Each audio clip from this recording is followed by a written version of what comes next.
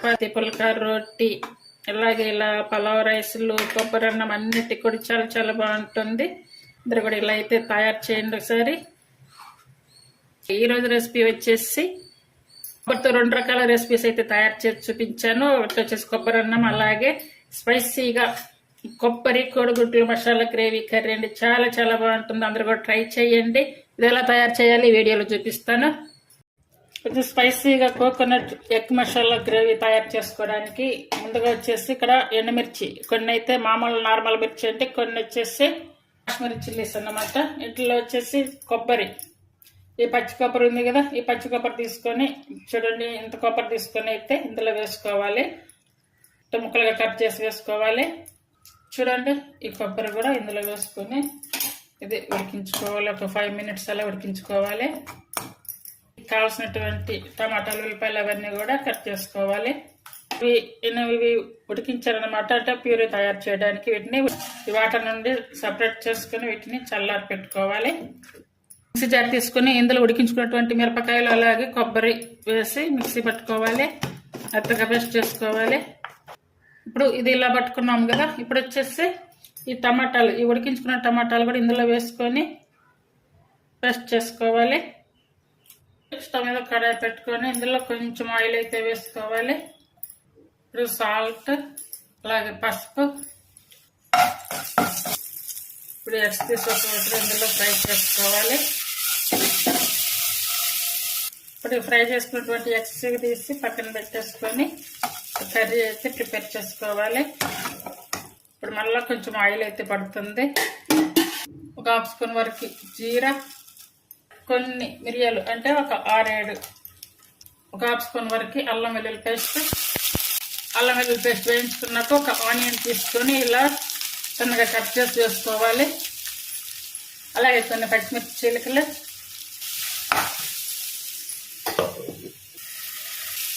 పుదీనా కొంచెం, అలాగే కరివేపాకు అవన్నీ వేసుకొని మంచిగా ఉడికించుకోవాలి.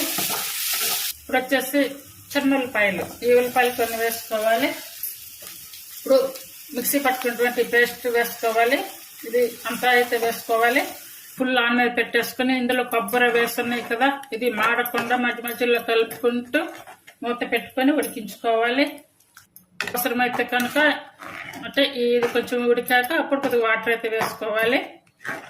ఈ టైంలోనే జీరా పౌడర్ ఒక 1/2 స్పూను, కర్రీ పౌడర్ 1 స్పూను, ధనియాల పౌడర్ ఒక 1/2 స్పూను, అలాగే పసుపు ఒక 1/2 స్పూను, ఇవన్నీ వేసుకొని మంచిగా ఇదంతా కూడా ఉడికించుకోవాలి. మిరపకాయలు టమాటాలు ఉడికించాం కదా, ఆ వాటర్ అయితే వేసుకోవాలి. మనకి కర్రీ అంతా కూడా ఉడికి దగ్గర పడే వరకు మధ్య మధ్యలో గంటి పెట్టి తిప్పుకుంటూ, అలాగే ఆన్ మిడిల్ ఫ్లేమ్ మీదకి మార్చుకుంటూ మూత పెట్టి ఉడికించుకోవాలి. చూసారు కదా, కర్రీ అంతా మనకి దగ్గర పడింది, ప్లస్ ఆయిల్ కూడా పైకి వచ్చింది, కర్రీ కూడా ఉడికిపోయింది, ఉల్లిపాయలతో సహా అన్నీ ఉడికిపోయాయి. ఇప్పుడు ఇలా సన్నగా కట్ చేసుకున్నటువంటి కొత్తిమీర, ఈ కొత్తిమీర అయితే కొంచెం నేను ఎక్కువైతే వేసుకుంటున్నానండి. అలాగే ఇప్పుడు ఈ బాయిల్ చేసుకున్నటువంటి ఎగ్స్ వేసుకోవాలి. కొబ్బరి కోడిగుడ్లు మసాలా కర్రీ గ్రేవీ మీకు నచ్చినట్టయితే ప్లీజ్ లైక్ చేసి, షేర్ చేసి, సబ్స్క్రైబ్ చేయండి. హైప్ ఆప్షన్ ఉందండి, హైప్ ఆప్షన్ ఇచ్చి ఛానల్ సపోర్ట్ చేయండి. ఇలా కోకోనట్ వేసి ఇలా కర్రీ అయితే తయారు చేయండి. చాలా చాలా బాగుంటుంది. సాల్ట్ కూడా సరిపోయింది లేండి చెక్ చేసుకొని వేసుకోవాలి. ఈ కర్రీ అయితే ఇలా ప్రిపేర్ అయింది కదా, ఇప్పుడు వచ్చేసి రైస్ తయారు చేసి చూపిస్తాను. కోకోనట్ రైస్ అండి. ఇది మూత పెట్టుకొని సిమ్ మీద పెట్టి ఒక 5 minutes అలా ఉంచేసుకోవాలి. చూడండి, ఇక్కడ వచ్చేసి కొబ్బరి కోడిగుడ్లు గ్రేవీ కర్రీ సూపర్గా ఉంది. కర్రీ అయితే చేసుకున్నాం కదా. ఇప్పుడు వచ్చేసి రైస్ అండి. రైస్కి వచ్చేసి కొబ్బరి చిప్ప తీసుకొని ఇలా మెత్తగా పేస్ట్ చేసుకోవాలి. వాటర్ పోసుకొని రైస్ బట్టి తీసుకోవాలి. నేను వచ్చేసి 2 గ్లాసులు రైస్ అయితే తీసుకున్నాను. అలాగే కొబ్బరి వచ్చేసి 1 చిప్ప, ఇదంతా కూడా వాటర్ పోసి మెత్తగా పేస్ట్ చేసుకోవాలి. మిక్సీ పట్టుకున్నటువంటి కొబ్బరి అంతా కూడా ఒక స్టైనర్ తీసుకొని ఇందులో అయితే ఇలా ఫిల్టర్ చేసుకోవాలి.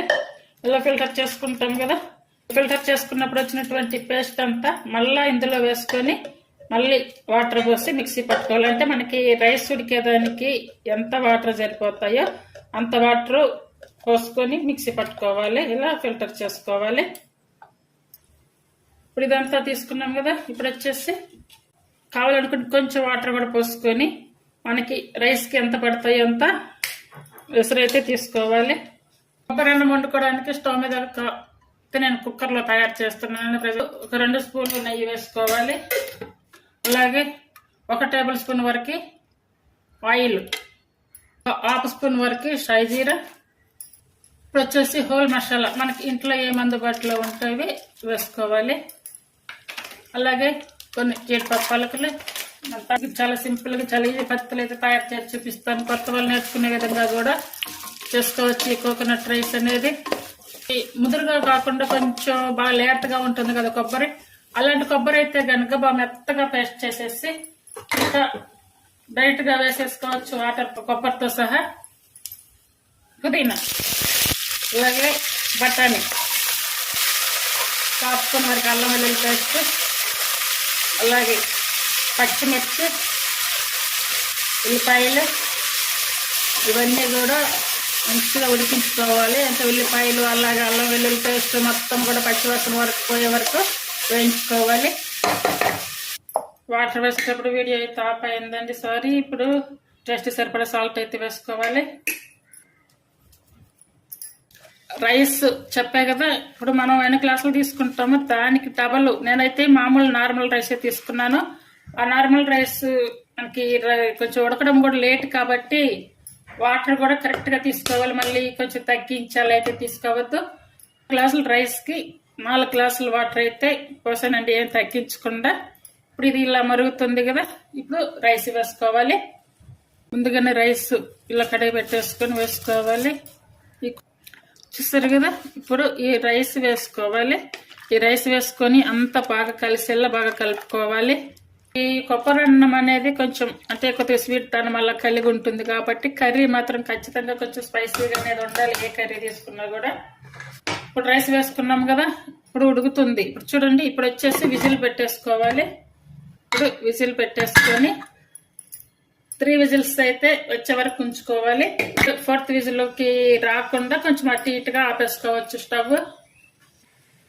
ఇక్కడ వచ్చేసి కొబ్బరి అన్నం చూడండి. రైస్ కూడా చాలా బాగా వచ్చింది కుక్కర్లో. కరెక్ట్గా 3 విజిల్స్. ఫస్ట్ 2 విజిల్స్ అయితే ఫుల్ ఆన్ మీద పెట్టేసి విజిల్ వచ్చే వరకు ఇచ్చేసాను. అలాగే 3వ విజిల్ వచ్చేసి సిమ్ మీద పెట్టాను అన్నమాట. రైస్ కూడా బాగా వచ్చింది.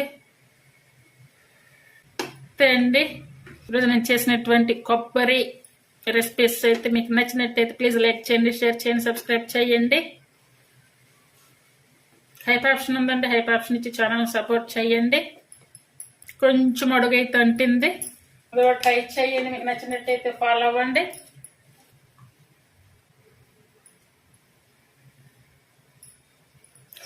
చూడండి, ఎగ్ కర్రీ ఈ కొబ్బరి అన్నానికి కోడిగుడ్డు కూర వేసుకొని ఇలా తిని చూడండి. ఇది ఒక కూర కూడా ఇలా అయితే తయారు చేయండి ఒకసారి. చూడండి, చాలా చాలా బాగుంటుంది. అందరూ కూడా ఒకసారి ఇలా ఈ టైప్లో ఈ పద్ధతిలో తయారు చేసి చూడండి. కొత్త వాళ్ళకు కూడా ఈజీగా చేసుకోవచ్చు ఈ రెసిపీని. ట్రై చేయండి. చూడండి, చాలా చాలా బాగుంది. అందరూ కూడా ట్రై చేయండి. Thank you for watching.